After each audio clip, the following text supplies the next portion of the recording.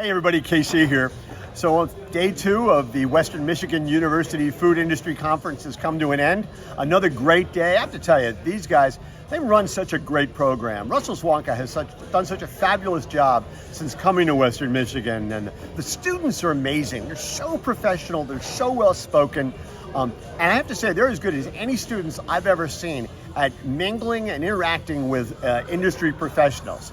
They're perfectly happy to go up to CEOs and COOs and shake their hands, ask them questions, and really connect with them, which is probably why the vast majority of them have this amazing list of internships that they've done, and the vast majority of them who are seniors, they all have jobs, which is absolutely great. So I'm so impressed with the work they do here at Western Michigan University.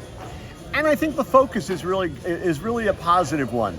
There's been a lot of conversations in all the sessions, including the sessions that happened today, about the notion of purpose. And I think there's real value in having a sense of higher purpose when you go into an industry that basically is tasked with nurturing people, providing them with the food that they need to nourish themselves and their families. And there was some conversation about that today, just from Colleen Lindholz, who's the president of Kroger Health, and how they're making that a real priority. A lot of companies are trying to do it, but for Kroger, it's a major part of their business plan.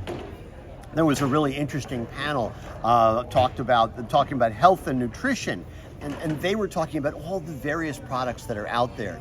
And now people are making decisions, maybe not as much as some folks would want, but making decisions based on the values of the companies that produce those products. People are willing to spend a little bit more when it speaks to their personal values and their personal priorities. Again, it's not everybody, and it's not always as much as people say they do, but it is a trend that is continuing to take place. I also had the privilege of moderating a panel talking about general consumer trends, and that was really interesting because the two of the things we talked about were the increased amount of flavor that's in products, how people are embracing ethnic products, different kinds of spices, becoming more food adventurous.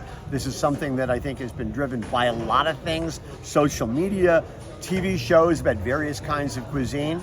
And young people are embracing that, and that's driving activity on the vendor side, both from small and large vendors, and retailers are really adapting that, both in terms of what's going on in the aisle, as well as what's going on in terms of fresh food.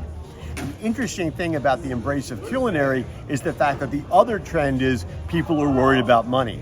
So retailers are faced with a really interesting challenge, right? How do we try and save our customers money as best we can while still trying to be adventurous in terms of the products that we're putting on the shelves and in our fresh food departments?